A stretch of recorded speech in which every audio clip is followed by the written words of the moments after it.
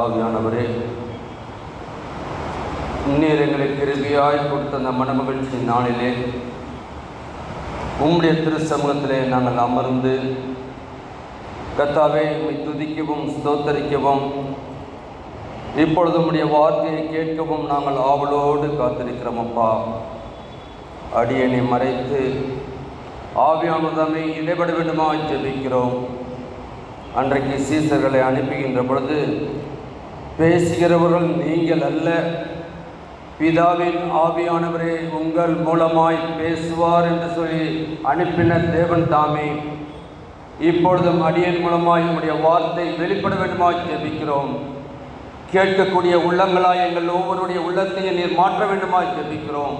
உங்களுடைய திருக்கரத்தில் இந்த நேரத்தை நாங்கள் அர்ப்பணிக்கின்றோம். பொறுப்படுத்திக் கொள்ளும் உங்களிடத்தும் எல்லா துதிக்கான மகிமை கேரடிக்கின்றோம். எங்கள் மீட்பர் இயேசு முன் ஜெபிக்கிறோம். ஜீவன நல்ல பிதாவே, ஆமென். நம்முடைய பிதாவாகிய தேவனிடத்தும் ஆண்டவராயிருக்கிற இயேசு கிறிஸ்துவிடம் நாம் அனைவருக்கும் கிருபையும் சமாதானமும் உண்டாவதாக. கர்த்தருடைய வெளியேறப்பட்ட கிருபையினாலும் இரக்கத்தினாலும் உங்களோடு கூட கடந்த ஆண்டிலே கர்த்தருடைய வார்த்தையை பகிர்ந்து கொண்ட நான் கடவுள் கொடுத்த ஜீவனுள்ள அந்த வாழ்க்கையின் மூலமாய் இந்த 2024ஆம் ஆண்டிலும் இந்த பலிபீடத்திலிருந்து வார்த்தையை பகிர்ந்து கொள்ளும்படியான கிருபையை கர்த்தர் கொடுத்திருக்கின்றார். இந்த ஆண்டின் முதல் ஓய்வு நாளிலே ஐயா அவர்கள் கர்த்தருடைய வார்த்தையை கொடுத்தார்கள். இரண்டாம் மனமகிழ்ச்சியான ஓய்வு நாளே அடியேனுக்கு இந்த வாய்ப்பை கர்த்தர் கொடுத்திருக்கின்றார், ஐயாவும் கொடுத்திருக்கின்றார். ஐயாவுக்கு நான் நன்றினை கூறிக்கொள்கின்றேன். அதே போல உங்கள் யாவருக்கும் இந்த 2024ஆம் ஆண்டின் புது வருட வாழ்த்துதலையும் வணக்கத்தையும் தெரிவித்துக் கொள்கின்றோம். ஆண்டவர் இந்த புதிய ஆண்டிலே உங்கள் அனைவரையும் ஆண்டவர் கொடுத்த வாக்குத்தத்தமுள்ள வார்த்தையின்படி இந்த ஒப்படைத்தின் ஆண்டிலே நீங்களும் நானும் அவரிடத்திலே ஒப்படைக்கின்ற பொழுது அவர் கொடுக்கின்ற வார்த்தை என்ன? நாம் சார்பாக அவர் செயலாற்றுவார் என்று சொல்லி. எனவே நீங்கள் அல்ல, நான் அல்ல, நம் சார்பாக அவர் இந்த ஆண்டிலே அநேக காரியங்களை செயலாற்ற சித்தமுள்ளவராக இருக்கிறார். எனவே நாம் ஆண்டவரிடத்திலே நம்மை ஒப்படைப்போம். இந்த ஓய்வு நாள் பிரசன்ன திருநாளுக்கு பின்வரும் 2ஆம் ஓய்வு நாள். இந்த நாளுக்கு திருச்சபை நமக்கு கொடுத்திருக்கின்ற மையப்பொருள் தலைப்பு ஒரே கடவுளும் ஒரே திருமுழுக்கும். ஒரே கடவுளும் ஒரே திருமுழுக்கும். நமக்கு நன்கு தெரியும் பிற மத மக்கள் எப்படியாக அவர்கள் வழிபடுகிறார்கள், அவர்களுக்கு எத்தனை தெய்வங்கள் உண்டு என்பதை நாம் அறிந்திருக்கின்றோம். ஆனால் நீங்களும் நானும் ஆராதிக்கின்ற கர்த்தர் ஒருவராய் இருக்கின்றார். மூவராய் பிதா குமாரன் பரிசுத்த ஆவிய திரியேக தேவனாய் நம்மிடத்திலே வாசம் செய்கின்றவராய் இருக்கின்றார். எனவே நீங்கள் நானும் அவருடைய நாமத்தினாலே திருமுழுக்கு பெற்றிருக்கின்றோம். எனவே இந்த நாளில் நாம் சற்று நேரத்தை தியானத்துக்கு என்று நாம் எடுத்துக்கொண்ட வேத பகுதி, ஒருவேளை நாம் வாசித்த 3 வேத பகுதியும் பார்ப்போம் என்று சொன்னால் என்னாகமும் 1 கொரிந்தியர் யோவான் எல்லாவற்றிலும் இந்த திருமுழுக்கை குறித்து சொல்லப்படுகின்றது. ஆனால் சற்று நேர தியானத்துக்கு என்று நாம் எடுத்துக்கொண்ட வேத பகுதி நற்செய்தி பகுதியை எடுத்து வைத்துக் கொள்வோம். யோவான் 10ஆம் அதிகாரம் 7 முதல் 18 வசனங்கள். இதை பார்க்கின்ற பொழுது ஒரு சுவிசேஷத்தை எழுதுவதின் நோக்கத்தை யோவான் சொல்கின்ற பொழுது யோவான் 20ஆம் அதிகாரம் 31ஆம் வசனத்தில் சொல்கின்றார், இயேசு தேவனுடைய குமாரனாகிய கிறிஸ்து என்று நீங்கள் விசுவாசிக்கும்படியாகவும் விசுவாசித்து அவருடைய நாமத்தினாலே நித்திய ஜீவனை அடையும்படியாகவும் என்று சொல்லுகின்றார். அப்படின்னா அவருடைய நோக்கம் என்ன? நீங்கள் நானும் இந்த உலகத்திலே திருமுழுக்கு பெற்று அவருடைய பிள்ளையாக இருக்கின்றோம் என்று சொன்னால் இந்த உலகத்தோடு கூட நம்முடைய வாழ்க்கை முடியவில்லை. இந்த உலகத்துக்கு பின்பாக நித்திய வாழ்க்கை உண்டு, நித்திய ஜீவன் உண்டு. அந்த ஜீவனுக்காக நீங்களும் நானும் இருக்க வேண்டும் சொல்லி யோவான் நம்மை அறிவுறுத்துகின்றவராக இருக்கின்றார். இதனாலே வாசித்த வேத பகுதியை 2 சிறு தலைப்புகளிலே தியானிக்க பரிசுத்த ஆவியானவர் நமக்கு கிருபை செய்வார். ஒன்று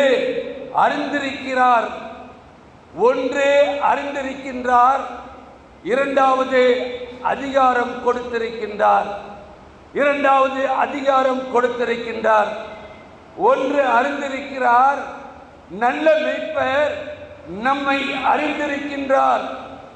அவர் அறிந்தவராய் இருப்பதின் நிமித்தமாகத்தான் ஆண்டவர் நம்மை இம்மட்டுமாக நம்முடைய எல்லா காரியங்களையும் அறிந்திருந்தாலும் மன உருக்கம் உள்ளவராய், இரக்கம் உள்ளவராய் அவருடைய திருசன்னிதானத்திலே வந்து அவரை துதிக்கத்தக்கதான பிள்ளையை பேரை நமக்கு கொடுத்திருக்கின்றார்.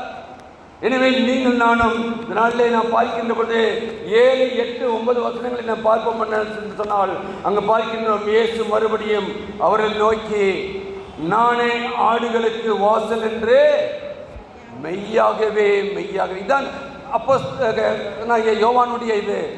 தான் சொல்லுகின்ற வார்த்தை மெய்யானது என்று சொல்லிவிட்டல்ல, மெய்யாகவே மெய்யாகவே என்று உறுதிப்படுத்துகின்ற வார்த்தையாக இருக்கின்றது. அது மட்டுமல்ல, எனக்கு முன்னே வந்தவர்கள் எல்லாரும் கள்ளரும் கொள்ளைக்காரருமாய் இருக்கிறார்கள். ஆடுகள் அவர்களுக்கு செவி கொடுக்கவில்லை. நானே வாசல். என் வழியாய் ஒருவன் பிரவேசித்தால் அவன் ரட்சிக்கப்படுவான். அவன் உள்ளும் புறமும் மேய்ச்சலை கண்டடைவான். அன்புக்குரியவர்களே, ஆண்டவருடைய திருச்சபத்திலே வந்திருக்கின்ற நீங்கள் நானும் நாம் ஆராதிக்கின்ற கர்த்தர் நல்ல மேய்ப்பர் என்பதை அறிந்திருக்கின்றோம். ஒருவேளை புதிய மொழிபெயர்ப்பில் வாசிக்கின்ற பொழுது நல்ல ஆயர். எனவே இயேசு கிறிஸ்து தன்னுடைய ஆடுகள் ஒருபோதும் வழித்தெழுதி வேறு பாதையிலே போய்விடக் கூடாது என்பதிலே அக்கறை உள்ளவராயிருக்கின்றார். அதனால்தான் சொல்றார், ஆடுகளுக்கு நானே வாசல். என்னால் அவர் வழியாய் நாம் இருப்போம் என்று சொன்னால், நாம் அவருக்குள்ளாக நம்முடைய வழி இருக்கும் என்று சொன்னால், நிச்சயமாக நல்ல மேய்ச்சலை கண்டடையத்தக்க ஜனமாயிருக்கின்றோம். மேய்ச்சல் என்றால் என்ன? ஆசீர்வாதம். நம்முடைய வாழ்க்கையிலே ஆசீர்வாதத்தை நாம் பெறுவோம், அற்புதத்தை பெறுவோம். நல்ல மேய்ச்சலை அடைந்தவர்களாய் நாம் மற்றவர்களுக்கு முன்பாக சாட்சி உள்ளவர்களாய் இருப்போம். எனவேதான் நானே ஆடுகளுக்கு வாசல் என்கிறார். இயேசுவின் வழியாய் சென்றால் நமக்கு ரட்சிப்பு உண்டு, நமக்கு ரட்சிப்பு உண்டு. இன்றைக்கு திருச்சபையை நாம் அங்கமாக இருக்கின்றோம் சொன்னால் ரட்சிக்கப்படுகிறவர்களை அனுதினமும் ஆண்டவர் சபையிலே கூட்டி சேர்க்கிறார் என்று சொல்லி வேத வசனம் சொல்லுகின்றதே. அப்படினால் நாம் ரட்சிப்பின் அனுபவத்துக்குள்ளாக நாம் இருக்கின்றோம் என்பதை முதலாவது நாம் விசுவாசிக்க வேண்டும்.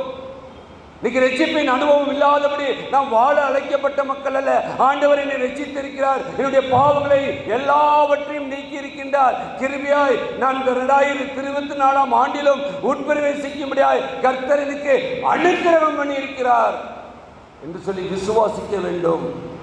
யோவான் 3ஆம் அதிகாரம் 3 சொல்கிற பொழுது, ஒருவன் மறுபடியும் பிறவாவிட்டால் தேவனுடைய ராஜ்யத்தில் காண மாட்டான் என்று மெய்யாகவே மெய்யாகவே. மறுபடியும் பிறக்கின்ற அனுபவம் ஒவ்வொரு கிறிஸ்தவனுக்கும் தேவை. ஒரு நாள் ரட்சிக்கப்பட்டோம். இன்னைக்கு அநேக சாட்சிகள் எப்படி, இந்த வருஷம் இந்த தேதி இத்தனை மாசம் இத்தனை தேதி நான் ரட்சிக்கப்பட்டேன்.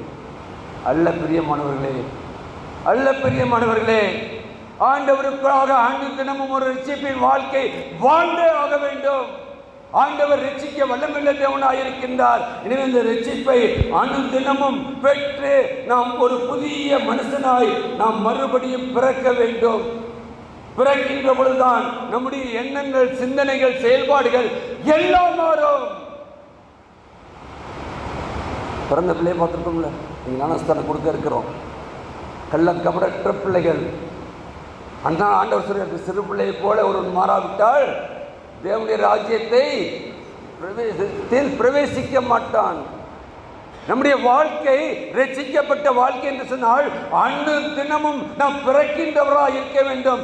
பிறந்த சிறு குழந்தையை போல நாம் ஆகாவிட்டால் ஆண்டவருடைய ராஜ்யத்துக்கு நாம் தகுதியற்றவர்களாக இருக்கின்றோம். அப்போஸ்தலர் நடவடிக்கையிலே வருகின்ற பொழுது பேதுரு சொல்கின்றார், 4ஆம் அதிகாரம் 12ஆம் வசனத்தில் சொல்கின்ற பொழுது, அவராலே அன்றி ஒருவராலும் ரட்சிப்பு இல்லை, அவருடைய நாமமே அல்லாமல் வேறொரு நாமம் நமக்கு கொடுக்கப்படவில்லை.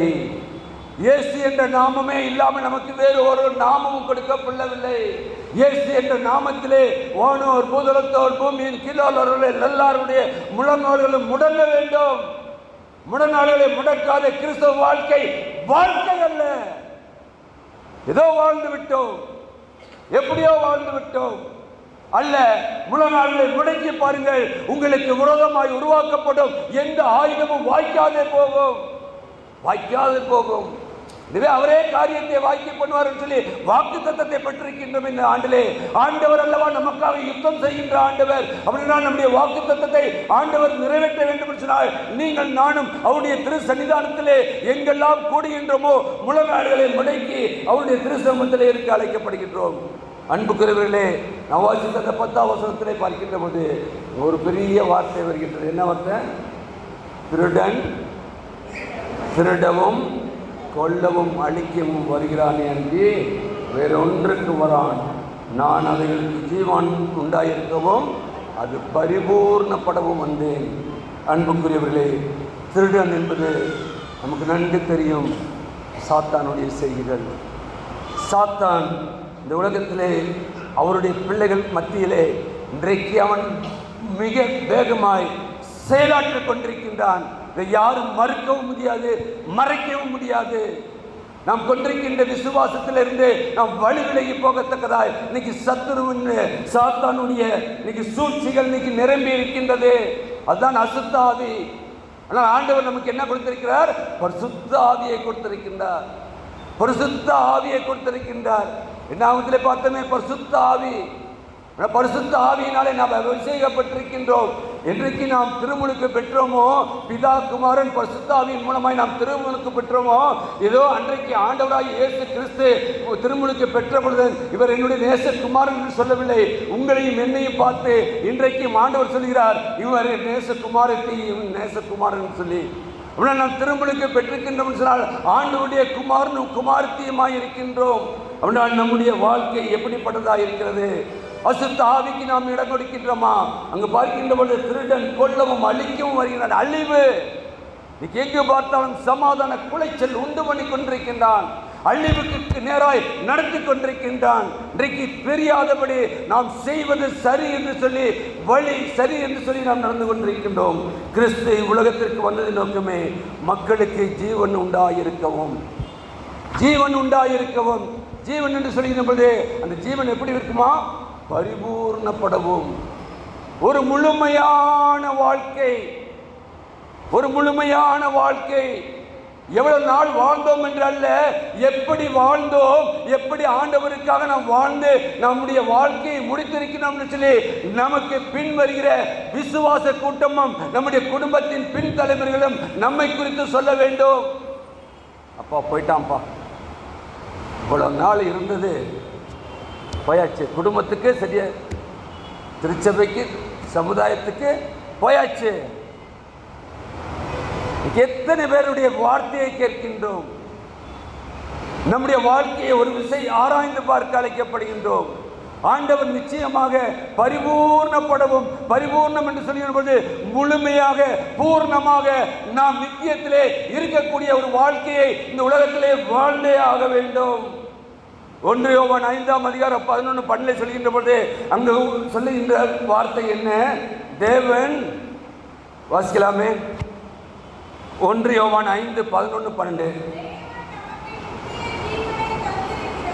தேவன் நமக்கு நித்திய ஜீவனை தந்திருக்கின்றார். அந்த ஜீவன்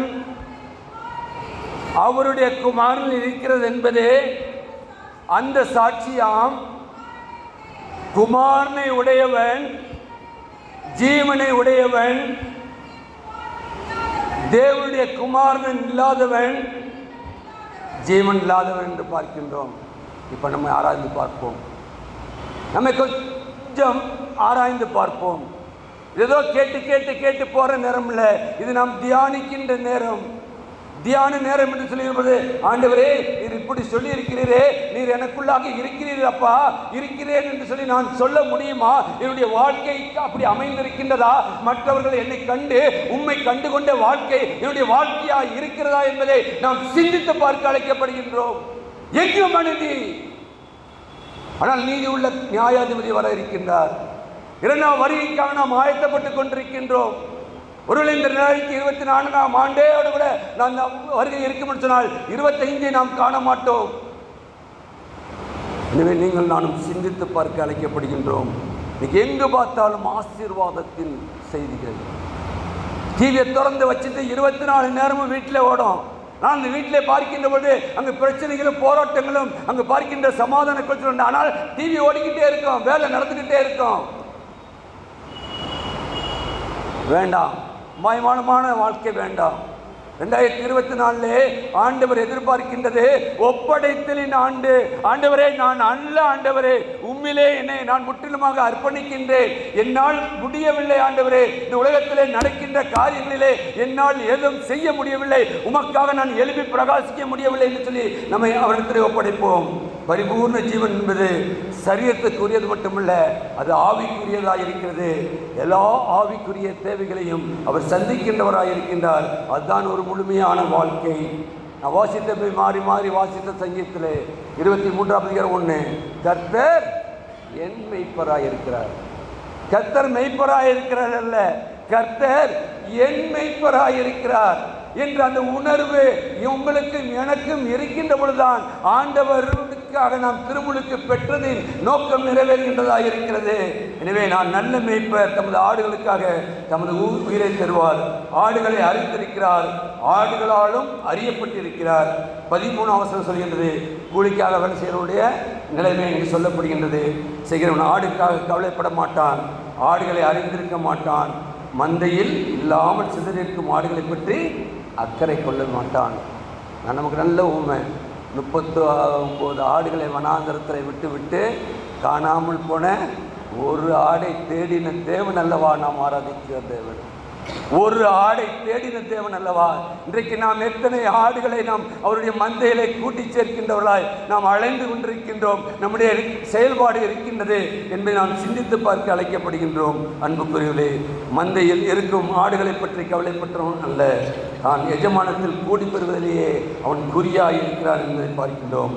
இப்படிப்பட்ட மேய்ப்பனை குறித்து சகரியா தீர்க்கதரிசி புஸ்தகத்தில் சொல்கின்ற பொழுது எழுத்தருள் வாசிக்கலாம். சகரியா தீர்க்கதரிசி புஸ்தகம் 11ஆம் அதிகாரம் 16-17. இதோ நான் தேசத்திலே ஒரு மெய்ப்பனை எழும்ப பண்ணுவேன், அவன் அதமாக்கிறதை பராமரிக்காமலும் சிதறுண்டதை தேடாமலும் நொறுங்குண்டதை குணமாக்காமலும் இலக்கிறதை ஆதரிக்காமலும் கொளுத்ததின் மாமிசத்தை தின்று அவையுடைய குழம்புகளை உடைத்து போடுவான். மந்தையை கைவிடுகிறவன் அபத்தமான மெய்ப்பனுக்கு ஐயோ, பட்டயம் அவன் புயத்தின் மேலும் அவள் வலது கண்ணின் மேலும் வரும், அவன் புயம் முழுமை சூம்பும், அவளது வலது கண் முற்றிலும் இருளடையும் என்று சொல்கிறார். பாருங்க, எவ்வளவு ஒரு வார்த்தை, ஒரு எச்சரிப்பின் வார்த்தை அல்லவா. இன்றைக்கு கடவுளுடைய பிள்ளைகளாய் அழைக்கப்பட்ட உங்களுக்கும் எனக்கும் கொடுக்கப்பட்டிருக்கின்ற மிகப்பெரிய ஊழியம் நற்செய்தியை அறிவிக்கின்ற ஊழியம். நற்செய்தியை அறிவிக்கின்ற ஒரு ஜனக்கூட்டமாய் நாம் இருக்க வேண்டும். கலக்கின்ற கூட்டம் வருகிறார்கள் என்று சொன்னார்களே, கலக்கின்றோம் என்று சொன்னால் ஏதோ நம்ம கலங்கி கொண்டல்ல. இன்னைக்கு என்ன பண்றோம்? குட்டையை கலக்கிட்டு இருக்கோம், குண்டா சட்டிக்குள்ள குதிரை ஓட்டிக்கிட்டு இருக்கோம். ஆண்டவர் அதை விரும்பல. அன்னைக்கு இருந்த மிஷினரிகள் அப்படி இருந்திருப்பார்கள் சொன்னால் அவர்கள் தேசத்திலே வாழ்ந்து சுகித்திருந்திருப்பார்கள். ஜெர்மனியும் ஸ்வீடனிலும் இங்கிலாந்திலும் இல்லாத வசதியாக இந்திய தேசத்திலே இருந்தது. அவர்கள் வந்த பொழுது அவர்கள் வந்து பார்த்தார்கள், இங்கு மக்களுக்கு என்ன தேவை என்று கண்டார்கள். கண்ட மாத்திரத்திலே போனார்கள், தங்களுடைய சொத்தை இழந்தார்கள். வந்து அவர்களோடு அவர்களாக இருந்து அவர்களுக்கு கர்த்தருடைய அன்பை ருசித்து இன்றைக்கு எத்தனை பட்டிகள், எத்தனை கிராமங்களிலே ஆண்டவருடைய ஆலயம் 1886 கட்டப்பட்டது. நினைத்து பார்க்க அழைக்கும். இன்றைக்கும் அந்த குக்கிராமங்களிலே ஆலயம் கட்டப்பட்ட ஆண்டுகள் நூற்றாண்டுகளை கடந்து இருக்கின்றது. நினைத்து பார்க்க அழைக்கப்படும். நமக்கு கொடுக்கப்பட்ட பொறுப்பை நாம் உணர்ந்து, பொறுப்பை உணர்ந்து, பொறுப்புக்கு அப்பால் அல்ல சொல்லுகின்ற பொழுது மிக அருமையாய் ஒரு மெய்ப்பனை உருவாக்குவேன். அவன் என்னென்ன செய்வது கொண்டிருப்பான். அவன் செய்யவில்லை என்று சொன்னால் ஐயோ என்று சொல்லி அங்கு சொல்லுவதை பார்க்கின்றோம். அன்புக்குரியவர்களே, இவை நீங்கள் நானும் எப்படியாய் வாழ்ந்து கொண்டிருக்கின்றோம் என்னெல்லாம் அவர் அறிந்திருக்கின்றார். பார்க்கின்ற போது நாம் வாசித்த 1 கொரிந்தியரிலே பார்க்கின்ற பொழுது அங்கு அதே வார்த்தையை பார்க்கின்றோம். அவர் சொல்லுகின்றார், அறிந்திருக்கிறவர் எப்படியாம் சகோதரர் நீங்கள் இவைகளை அறிய வேண்டும் என்று விரும்புகிறீர்கள். நம்முடைய பிதாக்கள் எல்லாரும் மேகத்துக்கு கீழ் இருந்தார்கள், எல்லோரும் சமுத்திரத்தின் வழியாக நடந்தார்கள், எல்லோரும் மோசைக்குள்ளே முனைத்தினாலே சமுத்திரத்தினாலே ஞானஸ்தானம் பண்ணப்பட்டார்கள். 4ஆம் வசனம் சொல்கிறது, எல்லோரும் நல்ல அழகாக பிள்ளையை சொல்லிச்சுக்க. இன்றைய மகிழ்வுக்கு மன்னா கேட்குறோம், செயல்படுகின்றோமா? அந்த ஒரு வார்த்தை, இந்த மகிழ்வுக்கு மன்னா ஒரு வசனம் எத்தனை பிள்ளைகள் எத்தனை விதமாக சொல்லிக் கொண்டிருக்கின்றார்கள். கையை தட்டுகின்றோம். தேவை பிள்ளைகளை உற்சாகப்படுத்த வேண்டும். ஆனால் அந்த வார்த்தை உங்களுக்குள்ளாகவே எனக்குள்ளாக ஊடுருவ வேண்டாமா? அது செயல்பட வேண்டாமா? அந்த வார்த்தை நம்மிலே வெளிப்பட வேண்டாமா? ஆண்டவர் இந்த நாளிலே நம்மை அறிந்திருக்கின்றார். நல்ல மேய்ப்பர் அறிந்திருக்கின்றார். இரண்டாவது, நல்ல மேய்ப்பர் அதிகாரம் கொடுத்திருக்கின்றார். அது அறிந்திருப்பதும் இல்லை, அதிகாரம் கொடுத்திருக்கின்றார். 16-17 வசனங்களை பார்க்கின்ற போது நாம் வாசித்த யோவானை பார்க்கின்றோம். 16-17 வசனங்களிலே இந்த சத்தமாசியில இந்த தொழுவத்தில் உள்ளவைகள் அல்லாமல் வேறே ஆடுகளும் எனக்கு உண்டு, அவைகளை நான் கொண்டு வர வேண்டும், அவைகள் என் சத்தத்துக்கு செவி கொடுக்கும், அப்பொழுது ஒரே மந்தையும் ஒரே மேய்ப்பனுமாய் இருப்பார்கள். பாருங்க, ஆண்டவருடைய அங்கலாய்ப்பு. அன்னைக்கு சீசர்களை அனைத்தரது நோக்கம் என்ன? இனி நீங்கள் மீன்களை பிடிக்கிறவர்களா அல்ல, உங்களை மனுஷரை பிடிக்கிறவர்களாக ஆக்குவேன். இன்றைக்கு அதே ஆண்டவர் சொல்கிறார், அவர்கள் நான் கொண்டு வர வேண்டும். யார் கொண்டு வர வேண்டும்? நீங்கள், நான் அல்லவா? நம்மோடு இருக்கின்ற சக நண்பர்களை நாம் கொண்டு வர வேண்டுமா? நம்மோடு சகோதர சகோதரிகளை நாம் கொண்டு வர வேண்டாமா? இன்னைக்கு எத்தனை பேர் குடும்பமாக வந்திருக்கின்றோம்? 2024ஆம் ஆண்டிலே எத்தனை பேர் வந்திருக்கின்றோம்? ஃபாரினில் அவருக்கு உண்டு. ஆலயத்துக்கு நான் லண்டன் போயிருந்தப்ப கேண்டபரி கட்டித்தல் யாருக்கெல்லாம் போயிருந்தோம். அந்த ஆலயத்துக்கு போனோன்னே என்ன பண்ணோன்னா, அங்கே வாலண்டியர்ஸ் இருப்பாங்க. இப்படிக்கு வந்து முன்னால் வந்தவங்க முன்னால் உட்காரணும், அப்படியே உட்கார வச்சுட்டு தான் போவாங்க. அவங்க சொல்கிற இடத்துல தான் உட்காரணும். கரெக்டாக மணி அடித்தாச்சுன்னா வாசல் மூடப்படுது. அங்கே வெளியில் ஒரு போர்டு போடுறாங்க, விசிட்டர்ஸ் நாட் அலவுடு.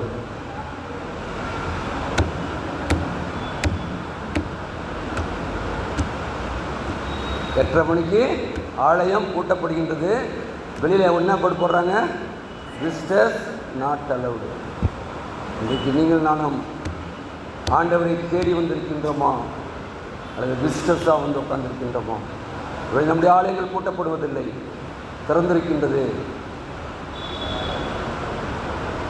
நம்முடைய நிலையை உணர்ந்து பாருங்கள். அதிகாரம் கொடுத்திருக்கின்றார். அந்த அதிகாரத்தை பெற்றிருக்கின்ற நீங்கள் நானும் ஆண்டவருடைய வசனம் உண்மை என்பதை நாம் அறிந்திருக்கின்றோம். அது ஜீவன் உள்ளது என்பதை அறிந்திருக்கின்றோம். இன்றைக்கு எத்தனை பேர் விசிட்டர்ஸாக வந்திருக்கின்றோம்?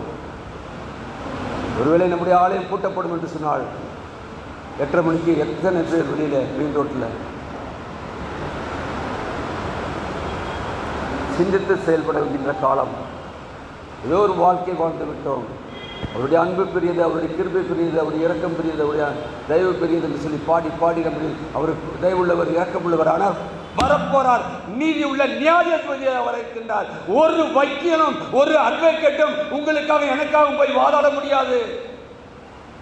அவனுடைய கிரியைக்கு தக்க பலன் அவரோடு வர இருக்கின்றது. வருகின்ற போது ஜட்ஜ்மெண்ட். இந்த ஜட்ஜ்மெண்டை பெற இந்த 2024 ஆண்டவர் நம்மை ஒப்படைக்கும்படி அழைத்திருக்கின்றார். ஒப்படைக்கின்ற வாழ்க்கை. மந்தையிலே இல்லாத ஆடுகளை மந்தைக்குள் கொண்டு வருவதுதான் நற்செய்தி பணி. இன்னைக்கு நம்ம செய்கிற பணி என்ன? நாம் பேசுகின்ற பேச்சு என்ன? நாம் பரப்புகின்ற செய்திகள் என்ன? துர்ச்செய்திகள். கேட்க முடியவில்லை. அது ஆண்டவரை அறியாத பிள்ளைகள் பண்ண பரவாயில்ல. ஆண்டவருக்குள்ளாக திருமுழுக்கு பெற்ற இன்றைக்கு அநேகருடைய வாழ்க்கை. பிரியமானவர்களே, காலம் செல்லாது. 17ஆம் வசனம் சொல்கிறது, நான் என் ஜீவனை மறுபடியும் அடைந்து கொள்ளும்படி அதை கொடுக்கிறதுனால் பிதா என்னில் அன்பாயிருக்கிறார். அதனால் ஆண்டவரிடத்திலே நம்முடைய ஜீவனை கொடுக்க நாம் ஆயத்தப்பட்டிருக்க வேண்டும். நற்செய்தி படிக்காக அன்றைக்கு எத்தனை மிஷனரிமார்கள், எத்தனை பேர் தன்னுடைய இன்னுயிரை கொடுத்திருக்கிறார்கள். நம்முடைய இந்திய தேசத்திலே ஒரு சீசன் வந்து கொலை உண்டாரே, தோமாவை நாம் அறிந்திருக்கின்றோமே. அப்படின்னா நீங்கள் நானும் நற்செய்தி பணி செய்வதற்கு நம்மை அர்ப்பணித்திருக்கின்றோமா? நம்முடைய பணி எப்படிப்பட்டதாக இருக்கின்றது? அங்கு பார்க்கின்றோம், ஒருவனும் அதை இடத்திலிருந்து எடுத்துக்கொள்ள மாட்டான், நானே அதை கொடுக்கின்றேன், அதை கொடுக்கவும் எனக்கு அதிகாரம் உண்டு, அதை மறுபடியும் எடுத்துக்கொள்ளவும் எனக்கு அதிகாரம் உண்டு. இந்த கட்டளையே என் பிதாவினிடத்திலிருந்து பெற்றிருக்கின்றேன். அவர் கூப்பிட்ட அதே பிதாவைத்தான் நீங்களும் நான் இன்றைக்கு அப்பா பிதாவே என்று கூப்பிட்டுக் கொண்டிருக்கின்றோம். ஆண்டவராகிய இயேசு கிறிஸ்து யாரை பிதா என்று அழைத்தாரோ அதே பிதாதான் இன்றைக்கு உங்களையும் என்னையும் வழிநடத்தி கொண்டிருக்கின்றார் என்பதை நாம் அறிந்து கொண்டு அழைக்கப்படுகின்றோம். எனவே நீங்கள் நானும் ஒப்பு கொடுக்காவிட்டால் நிச்சயமாக நாம் மனம் மாற முடியாது. நம்மை ஒப்படைக்க வேண்டும். ஒப்படைத்தல் ஆண்டு என்பது ஏதோ நிலைத்திருக்கிற ஆண்டு போய்விட்டது, ஒப்படைத்தல் ஆண்டு போய்விடும், அடுத்த ஆண்டு வரட்டும் நினைக்காதீங்க. ஆண்டவருடைய தீர்ப்பு, ஆண்டவருடைய நாள் வர சீக்கிரம் காத்திருக்கின்றோம். தேவன் அவரும் தாமதிக்கிறார்கள், நாம் நினைக்க வேண்டாம். நாம் அவரும் ரட்சிக்கப்பட வேண்டும். யாவர் ஒருவரும் கெட்டழிந்து போகக்கூடாது என்பதுதான் ஆண்டவருடைய சித்தமாய் இருக்கிறது. அப்படினால் அதற்கு நம்மை அர்ப்பணித்தவர்களாய் நாம் இருக்க அழைக்கப்படுகின்றோம். எடுத்தவர்கள் வாசிக்கலாம். 1 தீமோத்தேயு 1:12, அடுத்தது 2 தீமோத்தேயு 1:12. கடைசியாக அப்போஸ்தலனாகிய பவுல் தீமோத்தேயுவுக்கு எழுதிய பொழுது, என்னை பலப்படுத்துகிற நம்முடைய கர்த்தராகிய இயேசு கிறிஸ்து என்னை உண்மை உள்ளவன் என்று எண்ணி இந்த ஊழியத்துக்கு ஏற்படுத்தினபடியால் அவரை ஸ்தோத்திரிக்கிறேன். ஹல்லேலூயா. ஐயா, நீங்க எல்லாரும் ஊழியர்கள் சொல்லியாச்சு, ஏன் ஹல்லேலூயா சொல்ல மாட்டீங்க? ஸ்தோத்திரிக்க நாம் அழைக்கப்பட்டிருக்கின்றோம். என்ன ஊழியம் என்பது யாருக்கோ அல்ல, யாரெல்லாம் உண்மையாய் ஆண்டவருக்காக நம்மை அர்ப்பணிக்கின்றோமோ, அவரிடத்திலே ஒப்படைத்திருக்கின்றோமோ, நாம் எல்லாரும் இந்த ஊழியத்துக்கு ஏற்படுத்தினபடியால் அவரை ஸ்தோத்திரிக்க வேண்டும். ஸ்தோத்திரிப்பது நம்முடைய கடமையாக இருக்கிறது என்று சொல்லி அப்போஸ்தலனாகிய பவுல் 1 தீமோத்தேயுவுக்கு எழுதுகின்ற பொழுது சொல்கிறார். அதே பவுல் 2 தீமோத்தேயு 1:12 சொல்கின்ற பொழுது பாருங்க என்ன பண்றாரு. முன்ன ஊழியத்துக்கு ஒப்பு கொடுக்க வேணும், அதுக்காக நான் இது பண்றேன். ரெண்டாவது, அதன் நிமித்தம் நான் இந்த பாடுகளை அனுபவிக்கின்றேன், ஆயினும் நான் வெட்கப்படுகிறதில்லை. ஏனென்றால் நான் விசுவாசிக்கிறவர் இன்னார் என்று அறிவேன். நான் அவரிடத்திலே ஒப்பு கொடுத்ததை அவர் வரும் நாள் வரைக்கும் நான் காத்து கொள்ள வல்லவராய் இருக்கிறார் என்று நிச்சயித்து இருக்கின்றேன். அன்புக்குரிய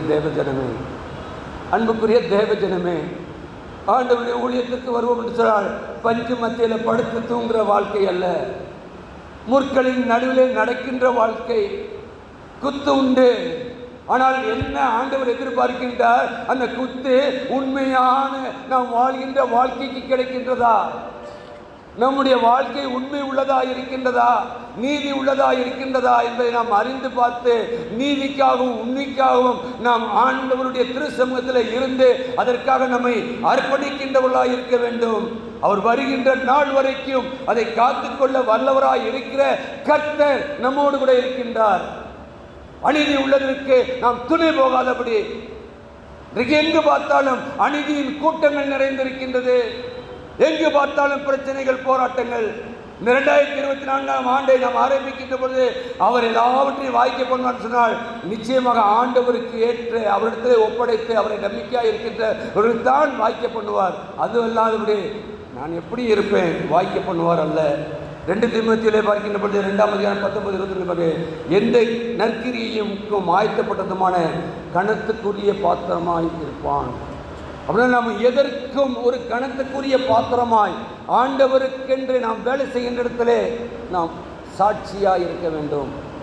நம்மை குறித்து என்ன சொல்ல இருக்கின்றார்கள்?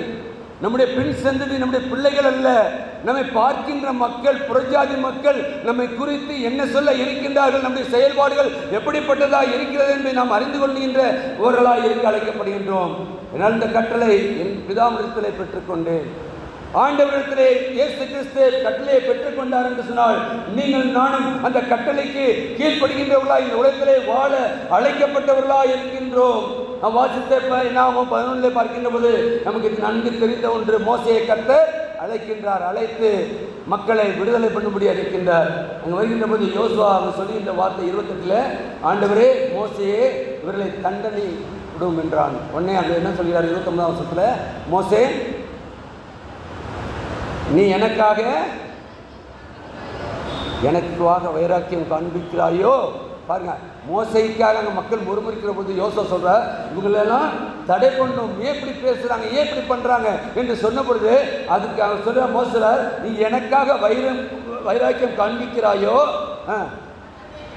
கர்த்தருடைய ஜனங்கள் எல்லாரும் தீர்க்க தரிசனம் சொல்வார்கள், சொல்லத்தக்கதாக கர்த்தர் தம்முடைய ஆவியை அவர்கள் மேல் இறங்கப்படின நாள் நலமாயிருக்குமே. மாதிரி மோசையுடைய மன்றாட்டு எப்படிப்பட்ட மன்றாட்டு! அங்கு பார்க்கின்ற ஒரு ஜன கூட்டம் அங்கு முறுமுறுக்கின்றது. யோசுவா சொல்லுகின்றார், ஆனால் மோசே சொல்லுகின்றார், அதுவல்ல, இவர்கள் எல்லாம் தீர்க்கதரிசனம் சொல்லத்தக்கதாக கர்த்தர் தம்முடைய ஆவியை அவர்கள் மேல் இறங்க பண்ணினால் நலமாயிருக்குமே. என்னால் இவர்களெல்லாம் திருமுழுக்கு பெற்றிருக்கின்றார்களே, திருமுழுக்கும் பெற்றோம் என்று சொன்னால் திருச்சபையிலே அங்கமாக இருக்கின்றோம் என்று சொன்னால் திருச்சபையின் காரியங்களிலே நம்மை அர்ப்பணிக்கின்ற பொழுது நம்ம நீதியோடும் நேர்மையோடும் உண்மையோடும் கர்த்தருடைய நாமத்தை மட்டும் மகிமைப்படுத்துகின்ற ஒரு வாழ்க்கை வாழ்கின்றவர்களாக இருக்க அழைக்கப்படுகின்றோம். எனவே தான் நாங்கள் பார்க்கின்ற பொழுது அதற்கு முன்னுள்ள வசனத்தை பார்த்தா 70 பேரை அவர் அழைக்கின்றார். அழைத்து அங்கே பார்க்கின்ற பொழுது அவர்கள் மேலே 70 பேரும் அந்த ஆவி அவர்கள் மேல் தங்கினதால் தீர்க்க தரிசனம் சொன்னார்கள். உன்னால் ஆவியானவர் எனக்குள்ளாக வருகின்ற பொழுது தீர்க்க தரிசனம் சொல்ல வேண்டும். இது நான் மட்டுமல்ல, அங்கு பார்க்கின்ற மோசே 70 பேரை கூப்பிட்டு சொன்ன மாத்திரத்திலே அங்கு ஆவியானவர் இறங்கினார். 70 பேரும் தீர்க்க தரிசனம் சொன்னார்கள். அப்படினால் இந்த தூய இம்மானுவேல் ஆலயத்திலே அங்கமாக இருக்கிற நீங்களும் நானும் இந்த ஆவியானவர் இறங்குகின்ற பொழுது தீர்க்க தரிசனம் சொல்ல நமக்கு கர்த்தர் சாக்கியம் கொடுக்க உள்ளவராக இருக்கிறார். சாக்கியம் கொடுக்க வேண்டும். நாம் கொடுக்கின்ற பொழுதுதான் என்ன பார்க்கின்ற மூப்பர்களை ஏற்படுத்தினார். மூப்பருடைய நிலைமை என்ன? யாக்கோபு 5ஆம் அதிகாரம் 14-15 வசனங்களை வாசித்து பாருங்க. அவர்கள் யாராவது வியாதிப்பட்டா என்ன பண்ணோம்?